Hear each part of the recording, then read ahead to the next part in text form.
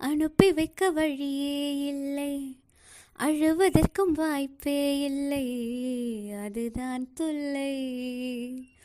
போனவுடன் கடிதம் போடு, புதினாவும் கீரையும் சேரு, புத்திமதி சொல்லும் தாயின் மொழியே இல்லை.